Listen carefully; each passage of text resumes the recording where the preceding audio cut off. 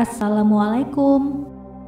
Jauh sebelum sains modern menemukan proses pembentukan embrio manusia, pada abad ke-7 Masehi, Al-Quran telah menjelaskan proses pembentukan embrio manusia.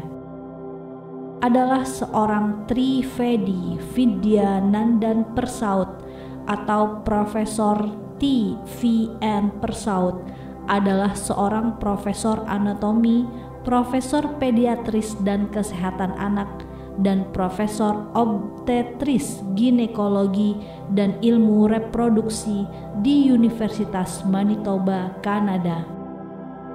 Ia lahir pada tanggal 19 Februari tahun 1940 di Port Moran, Guyana. Riwayat pendidikannya: ia menempuh studi kedokteran di London University, Inggris, dan di Rostock University, Jerman.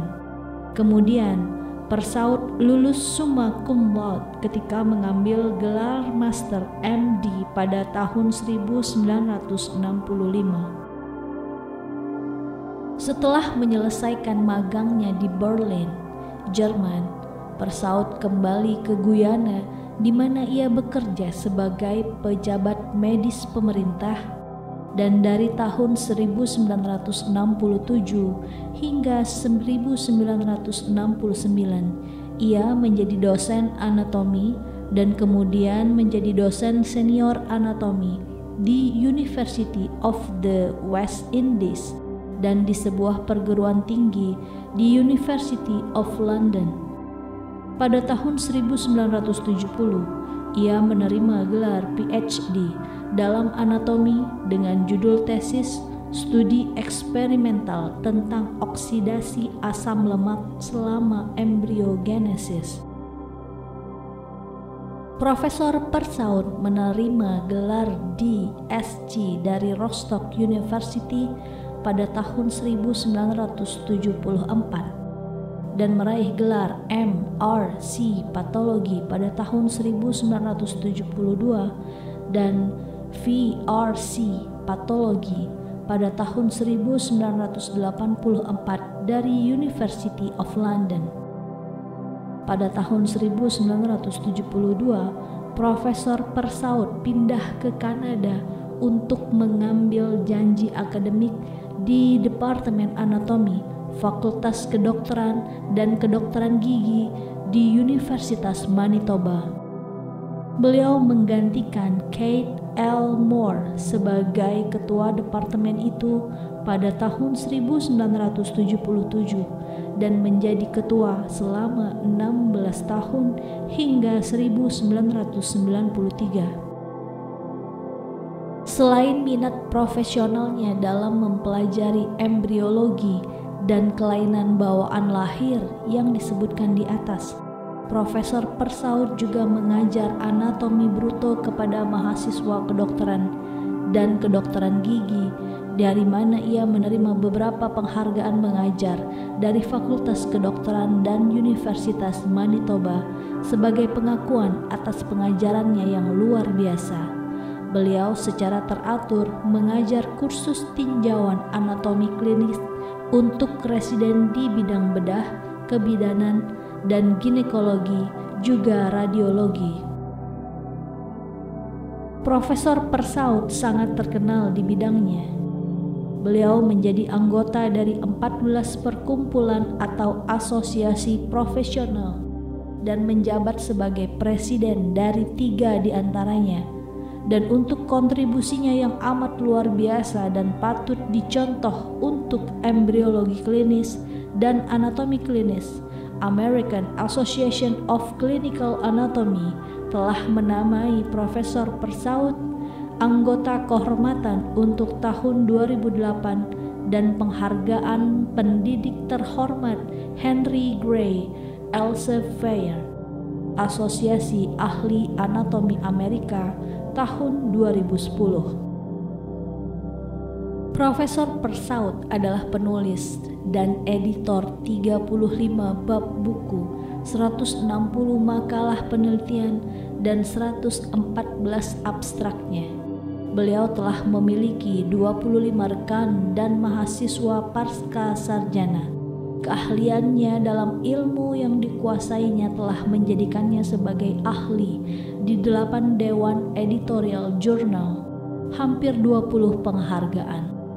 Pada tahun 1991, ia menerima penghargaan paling terkemuka di bidang anatomi di Kanada, yaitu The JCB Grant Award from the Canadian Association of Anatomists.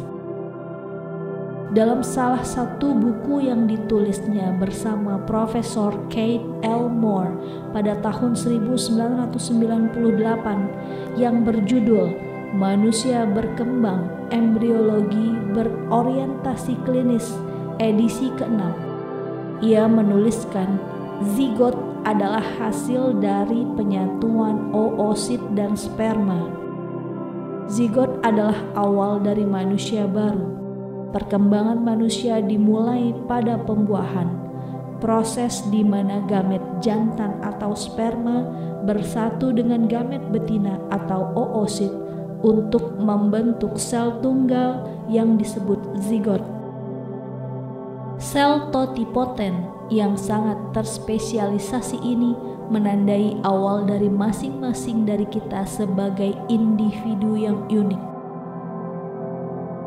Uniknya, Profesor Persaud memasukkan beberapa ayat Al-Quran dan hadis di beberapa buku-bukunya. Beliau juga kerap mengungkapkan ayat-ayat dan hadis di beberapa konferensi. Terbentuknya embrio diawali fertilisasi atau pembuahan, yaitu saat sperma bertemu ovum di dalam rahim. Proses ini pun sudah dijelaskan dalam Al-Quran surah ke-76 Al-Insan ayat kedua, yang artinya Allah berfirman, "Sesungguhnya kami telah menciptakan manusia dari setetes mani yang bercampur, dan kami hendak mengujinya dengan perintah dan larangan. Karena itu kami jadikan dia mendengar dan melihat."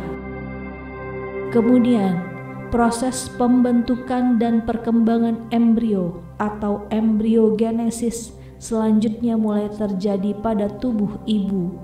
Tahapan ini dituliskan sebagai 3 tahapan kegelapan dalam Al-Quran surah ke-39 Az-Zumar ayat ke-6, yang artinya Allah berfirman, "Dia menciptakan kamu dari seorang diri, kemudian dia jadikan daripadanya istrinya, dan dia menurunkan untuk kamu 8 ekor yang berpasangan dari binatang ternak.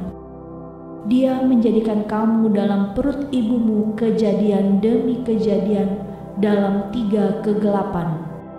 Yang berbuat demikian itu adalah Allah, Tuhan kamu, Tuhan yang mempunyai kerajaan. Tidak ada Tuhan selain Dia, maka bagaimana kamu dapat dipalingkan?" Ayat ini kemudian juga dijelaskan dalam buku ilmu pengetahuan berjudul Basic Human Embryology karya Peter L. Williams, yang kemudian dikutip dalam buku-buku hadis ilmu pengetahuan, fakta dan bukti ilmiah dalam sabda Nabi Muhammad SAW yang ditulis oleh Abdul Syukur Al-Azizi. 3 tahapan kegelapan yang dimaksud adalah tahap pre-embrionik, tahap embrionik, dan tahap fetus. Proses fertilisasi, perkembangan embrio hingga akhirnya memiliki sel manusia lengkap yang menjadi organ tentunya juga dijelaskan dalam hadits Imam Al-Bukhari dari Abdullah yang berbunyi, "Sesungguhnya tiap kalian dikumpulkan ciptaannya dalam rahim ibunya selama 40 hari berupa nutfah atau air mani yang kental, kemudian menjadi alaqah atau segumpal darah.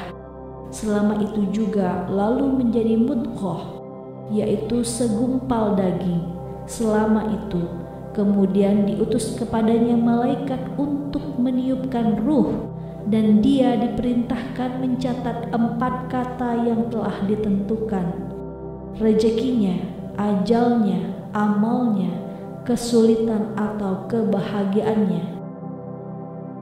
Kemudian calon janin menjadi makin matang dengan tumbuhnya tulang dari Kemudian calon janin menjadi makin matang dengan tumbuhnya tulang dari yang awalnya berbentuk segumpal darah. Tulang ini kemudian akan dibungkus lagi dengan daging. Janin yang berkembang juga mulai memiliki bentuk menyerupai manusia, seperti yang tertulis sesuai surat ke-23 Al-Mu'minun ayat 14, yang artinya Allah berfirman, "Lalu tulang belulang itu kami bungkus dengan daging. Kemudian kami jadikan ia makhluk yang berbentuk lain. Maka maha sucilah Allah, pencipta yang paling baik." Kemudian pertumbuhan rangka makin sempurna hingga membentuk seluruh tubuh pada minggu ke-7. Di minggu ke-8, janin makin sempurna dengan tumbuhnya otot yang menghubungkan tulang. Selanjutnya, berbagai organ pendukung mulai tumbuh hingga akhirnya janin siap dilahirkan ke dunia.